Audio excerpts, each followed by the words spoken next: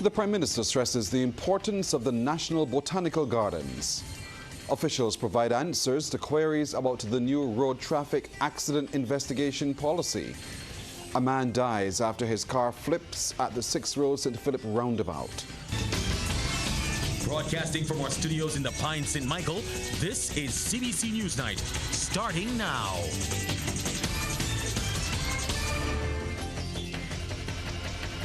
Good evening, I'm Pearson Bowen. Prime Minister Mia Motley has been explaining the importance of the establishment of the National Botanical Gardens in St. Michael. She spoke about the designated area during a tree planting there with former First Lady of South Africa, Her Excellency Dame Gracia Machel. That ceremony was a way of cementing her visit in a tangible manner and also marked the culmination of her trip as she leaves today. Prime Minister Motley stressed that green spaces like the Botanical Gardens are needed for recreation and other purposes. So that we will not only have this site, which is the local National Botanical Gardens, which has multiple purposes, but we will also have the international one, which stretches out there as well. So it is important for us on an island that potentially, and particularly this parish, that has over 100,000 people, more than a third of Barbadians live in this parish alone. Wow. So that we needed to create the space where people can allow themselves to be. Ms. Motley added that the critical nature of the area also relates to government's intention to build out infrastructure to support the creative industry in Barbados. So there will be an amphitheater here, there will be a theater in Newton in the Heritage District, and we are redeveloping Queen's Park, which was previously the biggest space in town, in the parish, sorry, that was free and open other than a plain field. And we're changing, hoping to use this to change people's psyche and people's perception of themselves. Bob Marley taught us the challenges of a concrete jungle. We know it through our people day by day. Now it is time to act, and that's why we're here. After the Democratic Labour Party's contentious annual conference resulted in police being called in and some members being barred from entering the headquarters, political analyst Peter Wickham is of the view that a number of political careers have ended. Crystal Hoyt has more. Political analyst Peter Wickham believes the highly contentious Democratic Labour Party annual conference over the weekend has brought the political careers of Dr. Ronnie Yearwood and others in his faction to a screeching halt. He says the expelled former DLP president now has limited options. I think the obvious thing to do is he can either go back to his academic career, which is not a bad move, or alternatively, he could try with a third party. My feeling is that, you know, if Richie Haynes could not do it under the NDP, I don't see how Ron Yearwood could do it in an environment like this. But what is also clear is that the muscularity of the language that him and several of the others have used will make it very, very difficult for them to walk back a path towards the Democratic Labour Party. So my sense is that they have essentially blown up all the bridges between themselves and the DLP. And, you know, essentially you've seen the termination of several bright political futures in one fell swoop, which I think is unfortunate. So I don't see a future in politics. Mr. Wickham also shared his thoughts on the shadow cabinet announced by opposition leader and DLP political leader Ralph Thorne. It's fairly clear that Ralph Thorne is trying to build a bridge to the future by imposing, one could say he's taken on board several new faces, people like Neil Marshall and so on that have never really been part of anything before. But he also has some of the old faces, the old guard, and I see them as a bridge. So the Richard Seelys, the David Eswicks, both of whom I don't believe should run for seats, but clearly he wants to rely on their expertise to some extent. The political analyst says he's intrigued to know who will replace Senator Tricia Watson, who was removed by Mr. Thorne after serving in the upper house for only 6 months. Crystal Hoyt, CBC News. Concerns raised by the Barbados Road Safety Association about the new road traffic accident investigation policy have been addressed by the police. President of the BRSA, Roland Lowe, questioned the ability of accident responders from insurance companies to handle potential disputes arising from a motor vehicle accident. He was among the panel for CBC TV8's The People's Business, where the topic was the new road traffic investigation policy, a different response to accidents. A person might get out of their vehicle and immediately be in a hostile manner, behave in a hostile manner, and it may even be a threat of a fight. The insurance personnel there at the scene, is that person trained, or does that person have the ability and the power to stop a fight? I don't believe that in a situation that the insurance personnel there at the scene, the insurance responder, would get in the middle of a fight to try to stop a fight at the scene. And that's one of the areas that I'm talking about. The police at this scene is there to represents the law and order, and he would be able to prevent and deter such incidents or such situations from occurring. In response, Police Communications and Public Affairs Officer Inspector Rodney Innes says the insurance responders underwent a 40-hour, one-week training course in accident scene management. He says that initial training is appropriate given that the responders will be handling minor accidents or so-called fender benders. As it relates to tensions rising at the scene, he adds that the police will respond. This new policy does not say that all will be perfect. What it does say is that should those responders go to scenes and people for some reason or not cannot get along and they get agitated, again, the police are there that we will come and sort that situation out. But we cannot, at this point in time, we are overwhelmed and we cannot attend 7,500 minor collisions every year when we have the role to do much more serious matters. So there will be times, as I said, we're not going to leave them, we're not going to leave the public for dead. We're going to be here, we're going to help them along the way, we're going to advise them, we're going to take statements, and we're going to prosecute offenders. The General Insurance Association of Barbados was represented on the program by President Randy Graham. He also sought to reassure Barbadians regarding concerns raised by callers about the establishment of liability and payment of claims. He says the insurance industry is ready to take on the responsibility of being the responders to minor accidents. He adds that the sector supports the new road traffic accident investigation policy as it recognizes the strain the force is under given the current crime situation. From the insurance company standpoint, 90% of the claims are actually settled without a police report. It is that 10% where we have a dispute and liability that we tend to rely on the facts. And what the policy has sought to do in dealing with the resources of the police, the insurance is going to attempt to stop this by having trained personnel attend the accident scenes. And if we get the public support in exchanging information and giving factual information at the scene, I think as Barbadians we can all work together to see this policy is for the greater good and try to support it, and certainly that's why the insurance sector got behind the policy. A man whose car flipped became the island's latest road fatality today. The deceased has been identified as Andre Mark Scott, 48 years, of number 58 Snapper Drive, Dolphin Park, Christchurch. That accident, which happened at 6 Rose St. Philip around 11 this morning, resulted in Mr. Scott being trapped in his vehicle. When CBC arrived on the scene around 11:15, a number of public-spirited citizens were offering assistance, attempting to get the male driver out of the vehicle. Around 3:45, the Barbados Fire Service was able to use its Rescue Tech hydraulic tool to push the vehicle back onto its 4 tires, allowing the body to be removed by a funeral home after a doctor pronounced death. His death brings to 15 the number of accident fatalities for the year, which have resulted from 13 road traffic collisions. Meanwhile, in Lears, St. Michael, a 39-year-old man had to be freed from a vehicle using the jaws of life. Reports indicate a flatbed truck careened off the carriageway and collided with a lorry, trapping the driver of the flatbed truck inside the vehicle. Acting Leading Fire Officer Junior Foster says around 4, a team at the Bridgetown Port Station received a call from their dispatch center informing of the collision. He says the victim complained of back pain and pain to the right knee. Under the command of Divisional Officer Small, 8 officers who responded to the accident. On arrival, One occupant was trapped.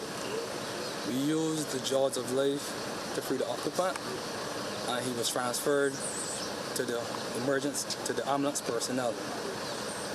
We had assistance from the Barbados Police Service.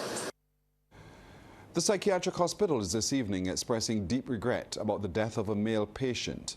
50-year-old Noel Hoyt, formerly of Brewster's Land, Whitehall, St. Michael, was discovered dead on the floor of the A ward dormitory of the Blackrock St. Michael institution. He was pronounced dead at the scene by a medical doctor. In a statement, Director David Leacott noted that the incident was being probed by the Barbados Police Service, who are working closely with the hospital's administration and the Ministry of Health and Wellness to ensure that a thorough investigation is conducted. Mr. Leacott noted that the hospital's team is fully cooperating with the authorities to uncover the facts and circumstances that led to this tragic event, adding that their thoughts were with the family and loved ones of the deceased during this difficult time. He says the psychiatric hospital and the Ministry of Health and Wellness are committed to providing support to the family and to all patients and staff affected by the incident. The psychiatric hospital director says this is an ongoing investigation, and so they are unable to provide further details at this time. We'll take a break here, but coming up, replacing equipment among the QEH's plan for its $65 million partial drawdown from government. Officials at the Queen Elizabeth Hospital are expected to get the first drawdown of $65 million out of the $130 million capital expenditure program within a number of weeks. And the first order of business is to order new pieces of equipment and to build the hospital's capacity over the next few months. That's according to Director of Engineering Paula Agbowu, who was speaking on today's Pulse radio show on Q100.7 FM. In that capital expenditure program, we do have a number of pieces of equipment that will be new technology and some that will be technology that we already have, but we want to upgrade and get the newer versions or the newer models of that technology. And in some instances, it will be for capacity building because some areas do not have enough of the various monitors or devices and things that we want to have available to them. Ms. Agbo notes the QEH has a listing of 19,126 pieces of equipment, 7,000 of which are medical and over 12,000 listed as non-medical. She adds the hospital is set to acquire a new linear accelerator that will be used to treat oncology patients. They hope to have it operational by year-end, as some infrastructural work also needs to take place first. We are moving from the cobalt technology to a very different type of technology. And therefore, in order to make preparations for this, we have to first understand the new technology. So part of the plan that we put in place is that our teams have to have training to understand what is involved in the new technology. So our physicists, our radiographers, and our oncologists have already been on training. We also have to make sure that the bunker or the unit where the machine is going to be housed, that it is suitable for the treatment. A warning to Barbadians about the potential negative impact of childhood obesity on the nation's future productivity. This from Minister of State in the Ministry of Health and Wellness, Davidson Ishmael, who says the effects of childhood obesity go beyond health. He was speaking at the opening of the Heart and Stroke Foundation of Barbados vendor training session on the updated nutrition policy. Mr. Ishmael has urged the public to take nutrition and exercise seriously to help combat the issue. We need to have a frank conversation. The frank conversation begins with, we have a problem. We have a problem with childhood obesity in our country and obesity in general. We have a problem with NCDs and the management of NCDs in our country. We have a problem with the amount of money, the burden, the financial burden that is taken to address ill health in our country. We have a problem. And now that we have noted that we have a problem, we're having a frank conversation starting from that point. How do we go about solving that problem? One is by making sure that we give our people access to nutritious meals, nutritious options, And two is by ensuring that every stakeholder puts their hands to the plow and does what he or she can do to help us to reduce and address these problems. The police are tonight searching for a missing 17-year-old girl. She is Kashanaya Went of Welch Village, St. John. The police say the teen left the residence of her guardian, Rosemary Bennett, of the said address on Friday afternoon and has not been seen since. Kashanaya is about 5 feet 1 inch in height, brown complexion, has brown hair. She is said to frequent the area of Green Park Lane in St. Michael. Now, anyone knowing the whereabouts of Kashanaya Went is asked to call the police emergency at 211, Crime Stoppers at 1-800-8477, or any police station. There is support for new legislation which makes it harder for people who commit murder and firearm offences to get bail. Former magistrate Faith Marshall-Harris says the amendment to the Bail Act is one solution to curbing the spate of gun violence on the island. I agreed with the idea that we cannot have persons who are actually charged with a number of serious crimes being out on bail.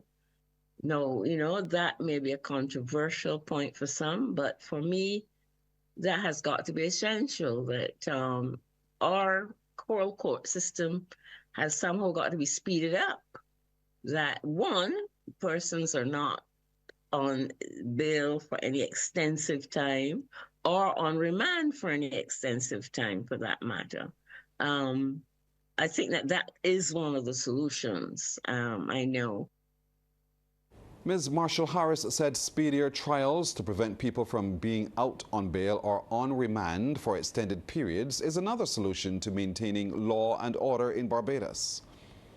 If the police officers cannot process that file and do that investigation and get that evidence before a judicial officer, the judicial officer still can't adjudicate. And if the court process in itself went, even after the evidence is taken, even after the file is ready for prosecution, then the actual court officials, there's a lack of staff, a lack of immunity, whatever, all of those stages have got to be working together.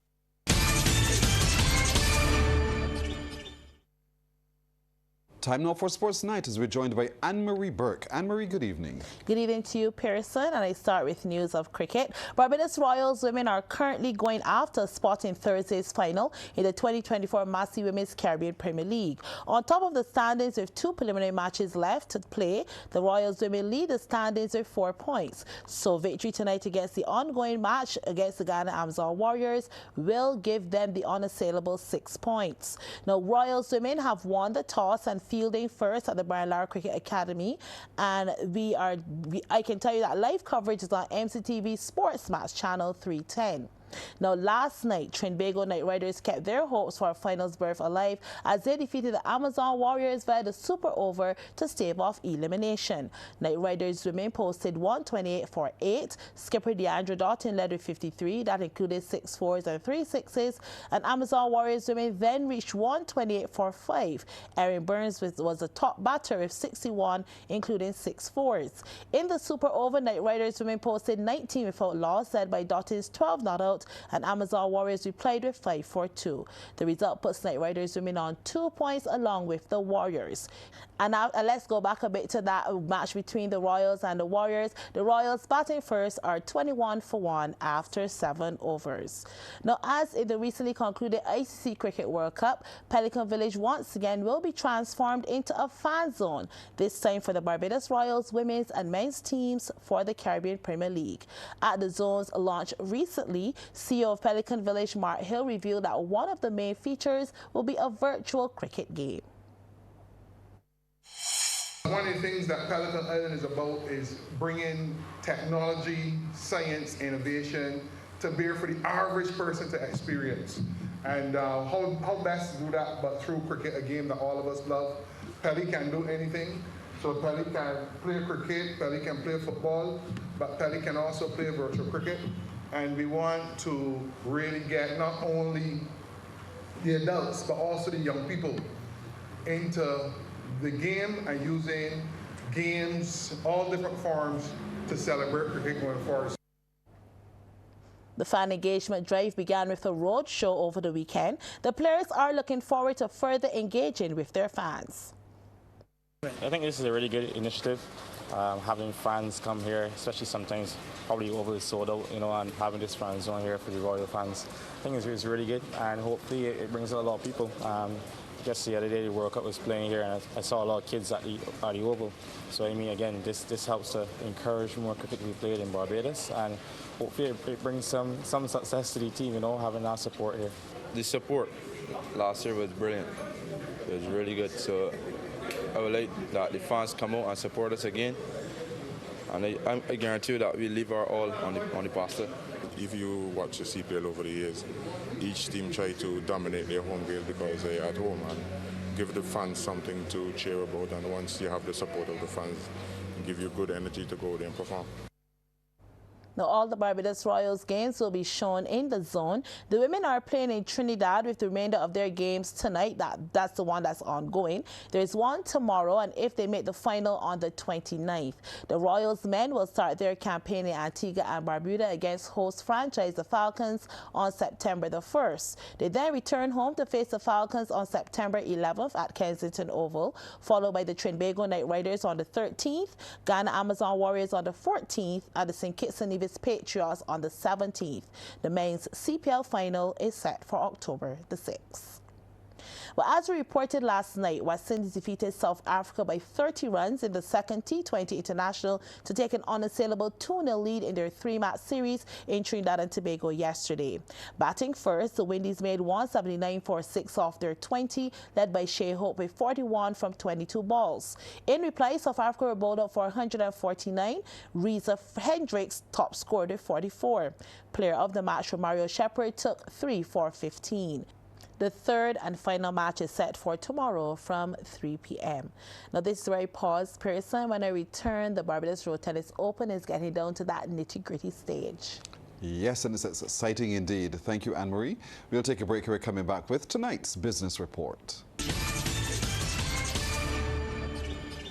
In business tonight, earlier access to cash value is one of the main benefits of the Sapphire Endowment Plan. Word of this came from Vice President, Product Development at the Insurance Corporation of Barbados Limited, Ian Clark.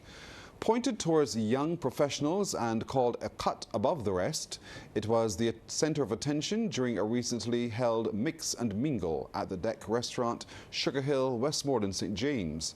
Trevor Thorpe reports. During a wide-ranging discussion, he told the audience the design of the Sapphire Plan could make it a wealth builder. The way the plan has been priced, the structure of the plan, the returns are in and above 3% depending on your age, obviously, because your premium, your actual premium you pay over time depends on the age at which you start. And obviously your gender, sorry guys, that we do pay more, and other health characteristics. So typically, you can earn upwards of 3% on the base plan and upwards of 5% if you add a cash plus, making your overall investment return between 3 and 5% typically, which is a very competitive return over the long term. And most importantly, because it is a life insurance policy, your values are guaranteed at the end of the policy. Mr. Clark spoke of the composition of insurance coverage and gave details on endowment plans. The endowment plan is what people tend to call the creme de la creme because it adds a different benefit.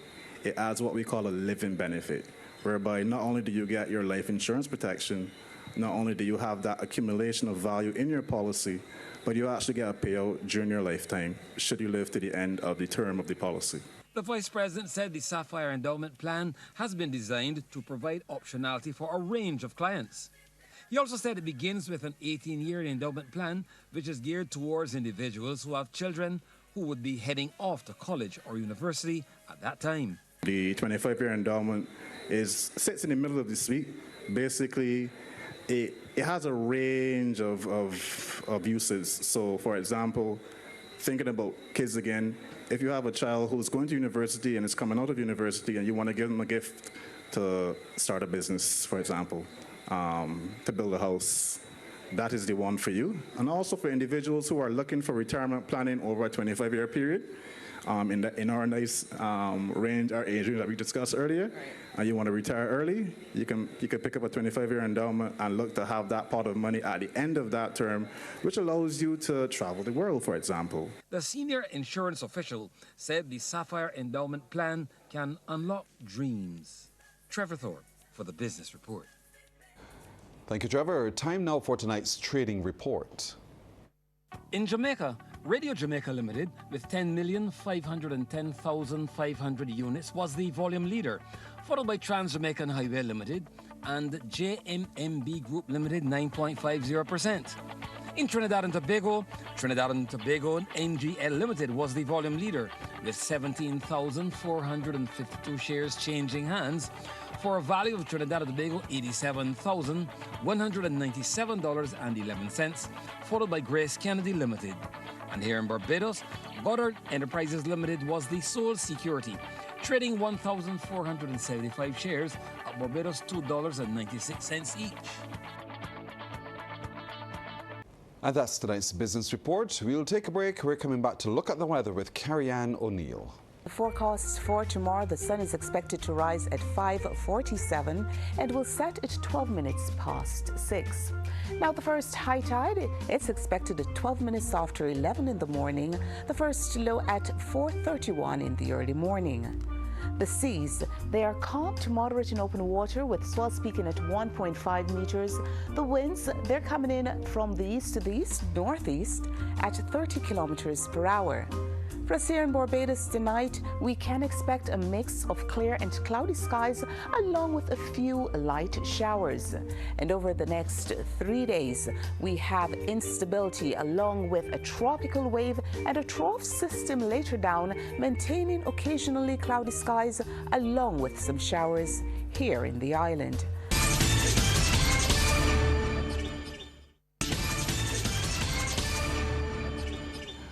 Time for the second half in sports, as we're joined by Anne-Marie again. Anne-Marie. Well, Pearson, it's all about road tennis, as several of the fancied men's players in the Barbados Road Tennis Open 2024 made it through to the round of 16 in the tournament from the Gall Hill St. John leg. Former world #1 Julian Michael Jackson White defeated Dwight Thornhill 21-10, 21-16. Davian Forsyth Taylor also brushed aside Edwin Ward at 21-6, 21-14. Dario Hines stopped Dayton Parroch 21-14, 21-18, while Darius Baracus Gaskin was simply too strong for Brandon Arundel, brushing him aside at 21-9, 21-10. Meanwhile, former Barbados Open Women's champion Kim Holder is also through to the round of 16. Holder was among the winners when the ladies' action was on court at Silver Hill in Christchurch. The ladies were in action, and Angela Burrows backing the screen totally dominated her match with Megan Grosvenor. These are early exchanges where we would see Grosvenor was more focused on keeping the ball on court, while Burrows truly came out to play, stepping to the net and smashing it. Grosvenor serves, but here comes Burrows again, a nice drop shot to seal the point. And while Grosvenor did not get much of her points through the creative plays, the times Burrows faulted, like returning out of court on this play, was to her advantage. But she did get it right sometimes. A nice backhand return that beat Burrows to her left. But Burrows was certainly the better player on the night, and when she injected the firepower, Grosvenor had no response. Burrows serves and again is on point with the return to set up the first game well in her favor. Game point. Burrows serves and Grosvenor hits out. Burrows took the first game at 21-4 and went on to take the second 21-8 to claim that match. We pick up this match in the second game where Asabi Downey, facing the screen, took the first game at 21-13 over Astra Small. And she started the second strong with a nice drop shot. Downey now with the serve, and Small picks it up nicely, but then Downey sees the opening and snatches it, driven sweetly down court. Downey quickly had taken a clear lead on Small, and with this point was up 10-3. But then Downey had a spate of errors that saw the margin close, as Small now was just about 3 points off. This match had some really good exchanges between these ladies as they kept each other on their toes. But Downey was the one with the lethal power, again another one of those standout shots. Both women were playing the ball low, and the rallies were healthy ones, but Downey really read the play, so you know what that means. Game and match point to Downey. And despite trying to keep up with the play, Small knocks out Asabi Downey, winning this one, taking the second game at 21-12. It was a case of the teacher playing her student as Kim Holder to the right of the screen took on Renisha Stewart. There were those moments where you could see Stewart was keeping up with her mentor. Holder kept her on her toes, but Stewart returns a bit too hard and is called out, so Holder gets the point. Holder had already taken the first game at 21-8, and in this second, I could see where she was really pressing Stewart to play hard, but Stewart was making too many errors, and the odds started to stack up against her. Holder was making some mistakes of her own as well, as this nice return from Stewart saw Holder this time the one to fault. But let's just wrap it up. Game and match point. Holder with the serve, and Stewart is into the net. Holder claims the second game at 21-7 as the ladies were in action for the Barbados Open. And the round of 32 will wrap up at Dover tomorrow, with play starting at 6:30 p.m. And England has handed the first white ball call-up to Barbados-born Jacob Bethel for next month's home series against Australia. Bethel had been tipped for inclusion on the back of his form in the T20 Blast and the 100, and he has been named in both the T20 and ODI squads. Another Barbados-born player, Jofa Archer, has also been named in both squads and is set to play his first ODI since the 2022-23 tour of Bangladesh, after which he suffered a recurrence of his elbow injury. The first T20 against Australia is on September 11th. Well, Pearson, that's it for sports. So back over to you. Anne-Marie, thank you. We'll take a break here. We're back in just a moment. Well, that's our time tonight. Thank you for yours. I'm Pearson Bowen. For the crew, to all of you, good night. By God's will, we will see you tomorrow.